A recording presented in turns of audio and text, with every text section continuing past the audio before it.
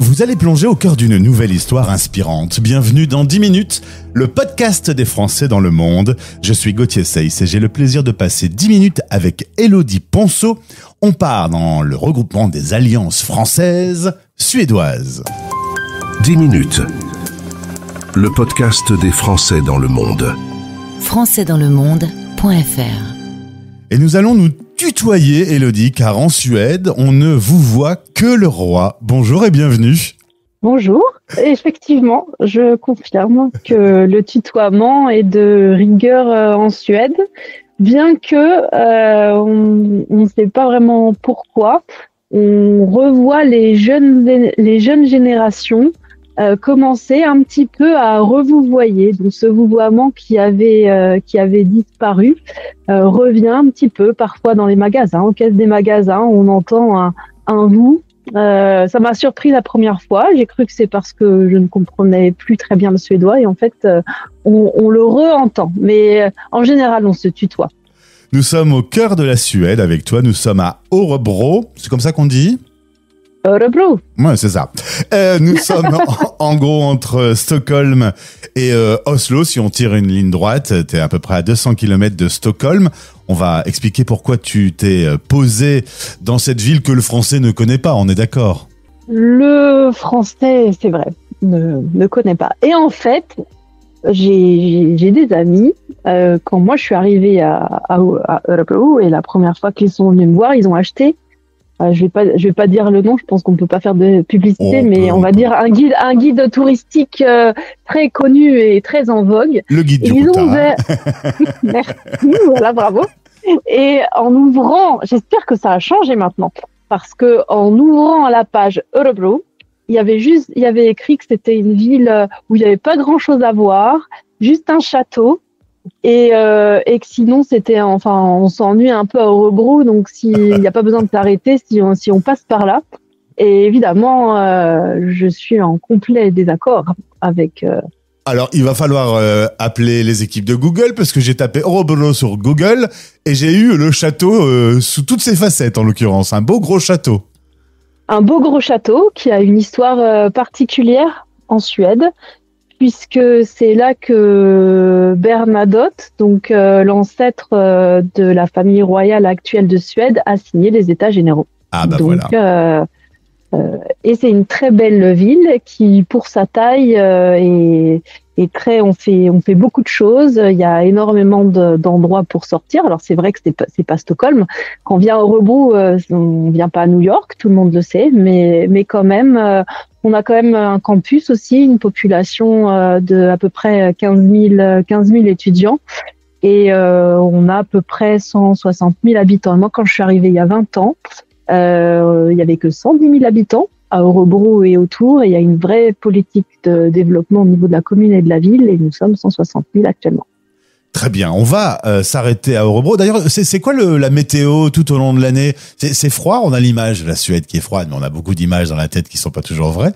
C'est quoi le climat à l'année ? Le climat à l'année, il faut savoir que nous sommes dans le sud et non pas dans le nord de la Suède. Et donc, le climat à l'année est assez similaire en fait à moi, quand je compare avec ma famille qui est toujours sur Paris. En niveau température, on est c'est à peu près similaire, avec une exception évidemment durant l'hiver, on va dire janvier, février, peut-être mars, ou parfois, et pas tous les ans, on peut atteindre des températures négatives à moins 15, moins 20, mais moi je l'ai pas connu chaque année. Et évidemment, on a beaucoup plus de neige. C'est vrai qu'on a beaucoup plus de neige. Et l'été, c'est fantastique parce que on ne connaît pas les 40 degrés, les 35 degrés. L'été suédois, c'est entre 25 et 30 degrés quand tout va bien, avec une nature luxuriante qui, dès que la neige est partie, comme ça, dès les beaux jours, peut surgir comme ça en une semaine. Tout était mort, aucune feuille sur les arbres, et puis tout d'un coup, on a des fleurs partout, on a des feuilles, etc. Donc on est niveau météo, on a des saisons très marquées. Par contre, une fois que l'été, enfin le printemps est installé ou l'hiver est installé, c'est vrai que moi, quand je compare la météo avec ma famille, on a plus de belles journées avec un ciel bleu et du soleil. Alors, tu es arrivé en 2005, c'était pour 10 mois. Tu as remarqué, Elodie, que ça s'était un peu éternisé. Il faut dire que entre deux, rencontre avec un Suédois, on crée une famille. On trouve un travail aussi, parce qu'on vit pas que d'amour et d'eau fraîche, mon cher. En tout cas, tu y es bien, visiblement, puisque... Oui, très bien. Tu comptes pas revenir?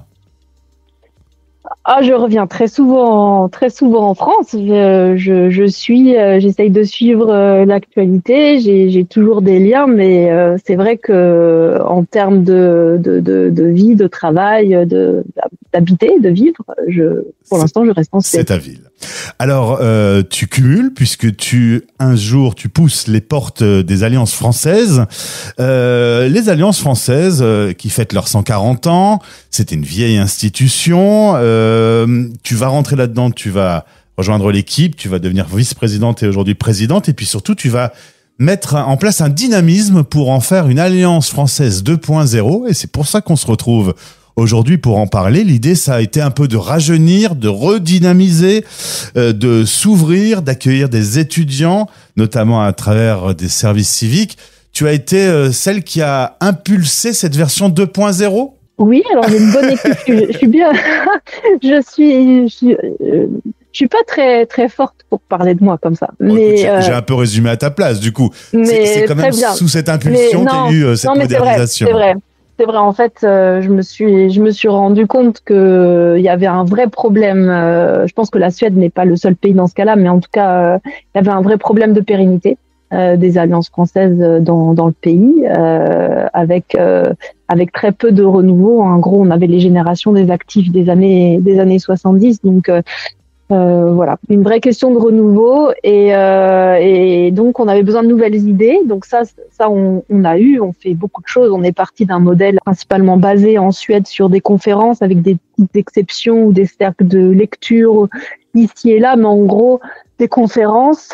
Et nous, en fait, on a développé plein d'idées, d'autres activités. Déjà, ne pas oublier la convivialité. Donc, on a commencé par le pub. Alors, comme on est tous des alliances culturelles, donc on est bénévole, on n'a pas de locaux, donc on travaille un petit peu avec la mise à disposition chez des partenaires ou des locations de salles juste au moment où on a l'événement, mais on n'a pas de bureau, on n'a rien. Donc, on s'est dit, le pub, ça va être notre bureau une fois par mois. Et puis, on a eu beaucoup d'idées de faire des ateliers interactifs, de la cuisine, plein de choses autres. Et l'idée aussi, c'était d'ouvrir nos portes à ceux qui peut-être n'étaient pas parfaitement francophones et aimeraient apprendre le français, mais ne pouvaient pas venir aux conférences parce qu'ils comprennent rien à ce qu'on raconte. Donc on a commencé comme ça avec plein d'idées, être visible, participer à des événements, organiser des événements. Et là, on s'est dit, alors là, on a des super idées, des campagnes de communication. Alors là, on avait tout posé sur la table. Et on s'est dit, on est bénévole, on n'a pas le temps, on a des familles, on a des jobs, etc. Et on a surtout besoin d'expertise aussi, qu'on n'a pas. On n'avait pas à l'époque. Et en recevant des candidatures spontanées, je voyais de temps en temps, je recevais des candidatures spontanées. Je sais même pas où ils nous trouvaient parce qu'on n'avait pas vraiment un site web. J'avais fait un site un petit peu, je m'étais improvisé webmaster, mais rien à voir avec ce qu'on a aujourd'hui. Et du coup, on a dit banco, on y va. On a appelé 2 candidatures spontanées, Thomas et Samantha, qu'on n'oubliera jamais, et qui sont venus faire leur stage de master et de LEA.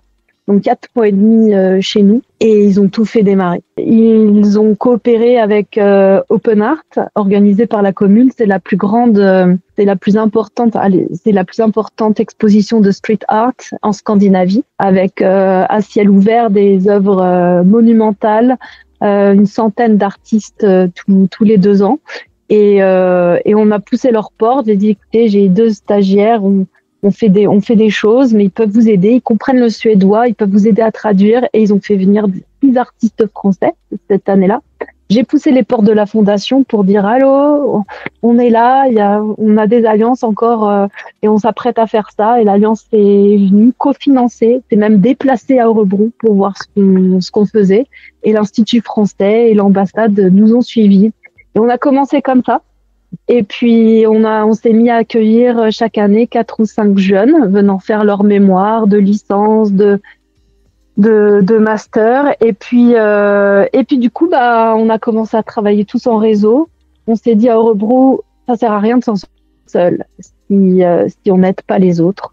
Et maintenant, nous, on a ces ressources-là. Donc, tout ce qu'on a fait, on a essayé de le mettre au service des autres. On a fait leur site internet. On a envoyé nos stagiaires les aider, faire des conférences chez eux. On a aussi commencé à organiser des tournées de grands reporters. Par exemple, grâce à l'offre culturelle de la Fondation Alliance Française, on a pu faire circuler des grands reporters lauréats du prix Albert Londres. On a demandé une subvention pour toutes les alliances de Suède, pas que la nôtre, etc., etc. Alors, il y a justement 17 alliances qui sont regroupées pour ces conférences en français autour des cultures francophones. Oui. Alors, je vais pas citer les 17 villes parce que vous avez des noms très compliqués en Suède, il faut bien le reconnaître. Mais au point que ce nouveau dynamisme de l'Alliance française a été remarqué par notre président qui a été en visite officielle en Suède. Tu as donc ton selfie avec Emmanuel Macron et il a souligné l'importance de ce renouveau, de ce nouveau dynamisme des alliances françaises suédoises. Et pour conclure, Élodie, aujourd'hui, votre exemple, on commence à le regarder attentivement. D'autres alliances françaises partout dans le monde commencent à s'intéresser un peu à cette nouvelle mécanique que vous avez mis en place. Et oui, et j'ai appris qu'on appelle ça maintenant le modèle suédois. C'est vrai que ça implique un investissement au départ, mais ça implique aussi, comme beaucoup de choses, que toutes les étoiles soient alignées. Merci beaucoup pour cette présentation. Ce podcast, tu vas pouvoir le faire écouter à tout le monde, vu que tu les as salués et remerciés, mis en lumière aujourd'hui, et c'était important. Je pense aussi que la Fondation des Alliances Françaises, qui m'a proposé qu'on échange aujourd'hui, l'a fait dans l'esprit justement de pourquoi pas faire tache d'huile un peu partout. C'est un peu le but de ce rendez-vous sur la radio des Français dans le monde. Merci Élodie. En tout cas, je pense que ce média, tu l'as découvert à travers le partenariat avec les Alliances Françaises et tu l'aimes bien. Moi, je l'ai beaucoup aimé. J'ai entendu mon collègue du Canada et ça a fini de me convaincre. Je trouve que l'esprit colle tout à fait en tout cas nous, l'esprit qu'on a à l'Alliance française d'Örebro, c'est de proposer quelque chose de sérieux. Il y a beaucoup de travail derrière, du contenu, mais aussi avec une attitude un petit peu décontractée, souple et sans en faire des caisses, mais par contre derrière un gros boulot. Et voilà, et donc ça m'avait beaucoup plu. Merci beaucoup. Ce podcast est partagé à travers la planète avec nos 100 000 auditeurs quotidiens. Je te souhaite une belle journée et profite de ce retour du soleil. Comme on a nous à Lille aujourd'hui, c'est le retour du printemps et ça fait plaisir. Merci beaucoup en tout cas pour le temps accordé et puis finalement un bel échange, enfin j'espère.